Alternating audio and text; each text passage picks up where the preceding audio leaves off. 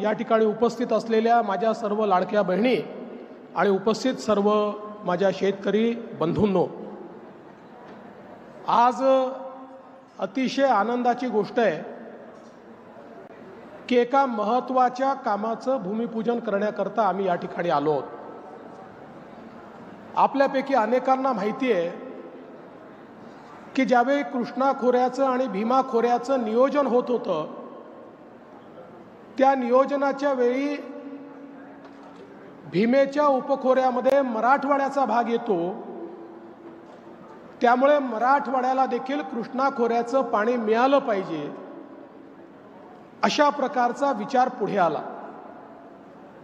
आणि त्यातून त्या काळामध्ये आमचे नेते गोपीनाथराव मुंडेजी असतील किंवा मराठवाड्यातले अनेक नेते या सगळ्यांनी विशेष प्रयत्न करून कृष्णा खोऱ्यातनं 23 TMC पाणी हे मराठवाड्याला मिळालं पाहिजे अशा प्रकारचा निर्णय केला। दुर्दैवाने त्यानंतर काही कारणाने तो निर्णय योग्य प्रकारे त्या ठिकाणी इम्प्लिमेंट झाला नाही आणि मग त्याच्या पाठपुरावा सुरू झाला।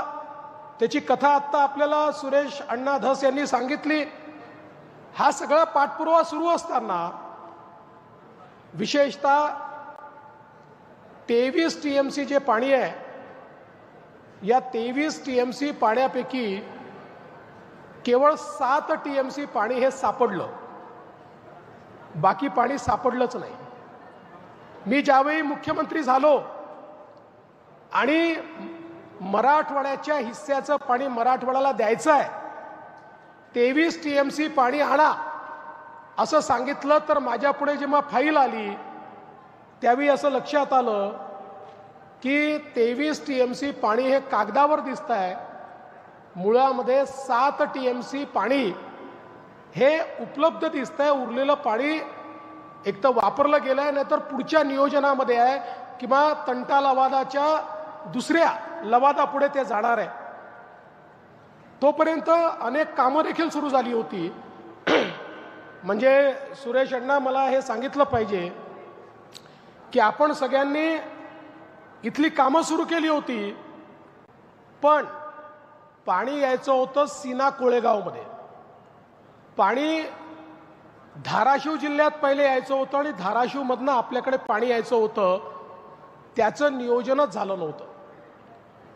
आणि मग मुख्यमंत्री म्हणून त्यावेळी पहिल्यांदा आम्ही त्याचा पाठपुरावा करून त्याची एक बैठक घेतली आणि सीना कोळेगावमध्ये हे पाणी आणण्याकरताच्या प्रकल्पाला मान्यता दिली, त्याला निधी उपलब्ध करून दिला आणि ते पाणी सीना कोळेगावपर्यंत आता पोचलं।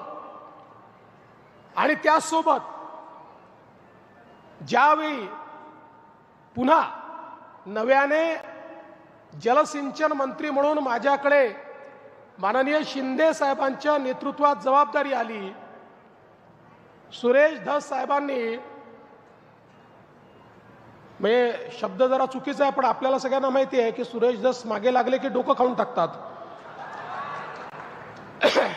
एवढा पाठपुरावा केला। कपूर साहेब सांगतील, सगळ्यात पहिलं आमच्या नवीन सरकारने 2022च्या ऑक्टोबरमध्ये सगळ्यात पहिली सुप्रमा जर कोणाला दिली असेल तर या प्रकल्पाला आम्ही दिली 11,000 कोटी रुपयाची, 11,000 कोटी रुपयाची सुप्रमा दिली आणि याच्या सगळ्या नियोजनाकरता निधी उपलब्ध करून दिला। आणि आता हे काम अत्यंत वेगानं चाललेलं आहे।